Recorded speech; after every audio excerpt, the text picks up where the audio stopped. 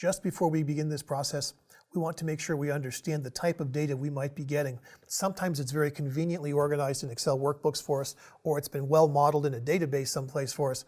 And sometimes the data comes from any number of sources. And here's where we really have to be careful, mostly because it's going to impact your time estimates. Now, I know what happens after a course like this.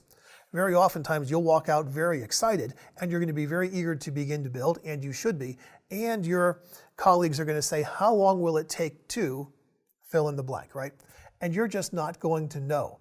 And not because you don't know how to build what you'd like to build, but because you don't know what it's going to take to put the data in the shape you need the data for in order to really do anything useful. That's the big unknown for most people. They just don't know that, so I like to bring this out before we begin.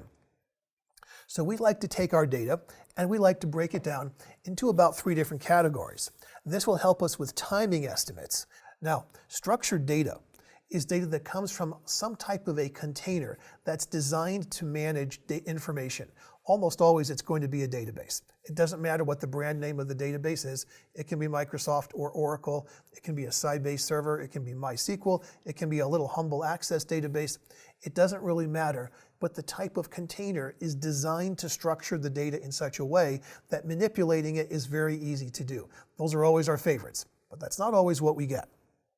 Sometimes we get semi-structured data. And what do we mean by semi-structured data? Well, semi-structured data is somewhat organized in columns and rows, but the container itself is not allowed to tell us, or it simply can't tell us, what type of data it is. We have to guess. Is this a date, or is it really just a number? Should this be a column of text entries? Or maybe not. Maybe there's some bad data in there, but we don't know that. And so we call semi-structured data data that must be reviewed by us before we're ready to trust it with robust analysis going on top of it. And as you can see here, that data can come from any place.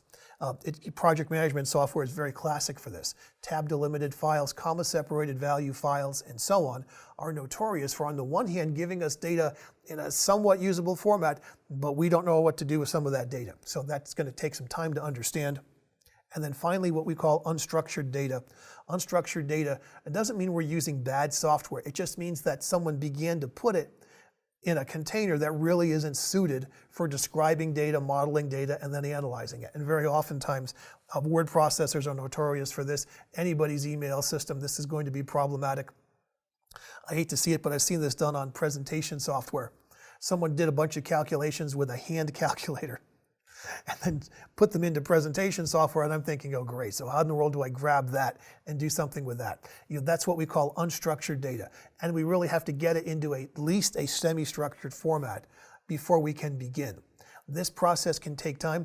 I've done much work with this with our customers over the years, and they never believe me when I say to them, it's going to take longer sometimes to do this than for me to put a dashboard on your mobile phone.